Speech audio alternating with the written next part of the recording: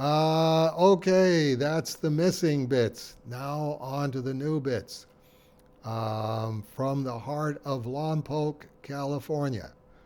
Okay, down the street and a few blocks over from the heart, MJ Sewall asks, to the eminently Canadian Dave Sim and the firmly Wisconsinite Manly Matt Dow. There is famously no music in Cerebus. You have stated many times that you work in complete silence and that you don't like music. However, you reference it all the time in Cerebus issue titles, in relating ideas, and parodies such as Mick and Keith. You even reference specific lines from songs like the Talking Heads titled issue number 70, Sane as It Ever Was. Early Aardvark comment pages mention attending multiple rock concerts. To frame this, I think that should be in. To frame this in the most academic terms of query, what gives? Cheers, Mike Dodger Sewell. Well, this ties in with what April was talking about, pop music as psyop, psychological operation, which I think is a very accurate way of looking at it. You have to remember that I didn't read the Bible until I was 40 years old. And by the time I was 40 years old, pre-internet days, I was definitely bombarding myself with music. Cassettes, CDs when those came out, always listening with the radio on, AM radio, FM radio, and there are much healthier things that you can bombard yourself with. Top of the list for me, obviously, is scripture.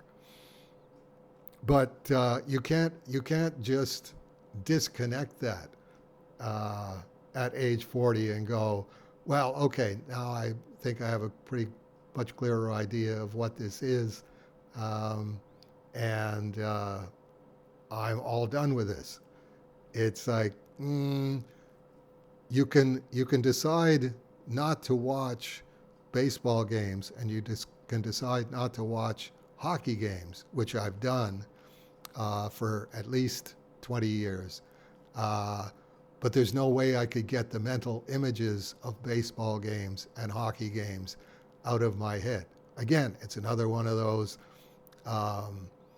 If you're gonna bombard yourself with stuff, know what you're bombarding yourself with, and go, is this likely to make me a better person?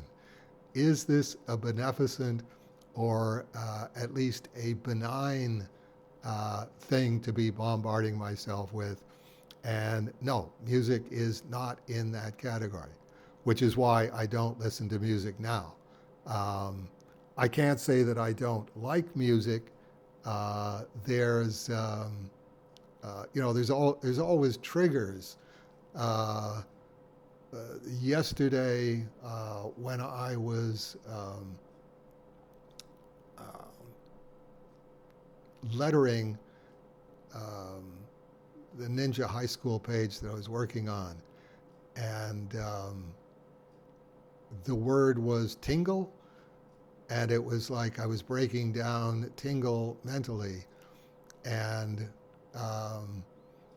that brought to mind ding-a-ling.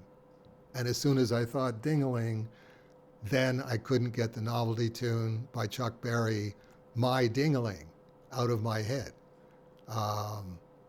It happens. You sit in dead silence, and it's like, well, okay, what I usually try to do is, okay, is this a reasonably benign piece of music, and I can just let it inhabit my head and then hope that it just goes away on its own? Or is this something that I shouldn't have in my head? In which case, I usually try to think of a Christmas carol that I agree with, that isn't, talking about the Lord, and is talking about God, is talking about Jesus.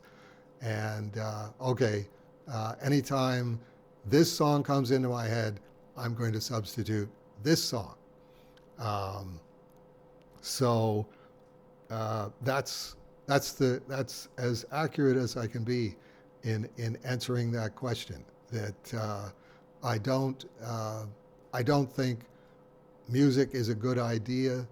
Um, I could probably have music playing that is hymns and spirituals and Christmas carols, uh, but it's no. I think the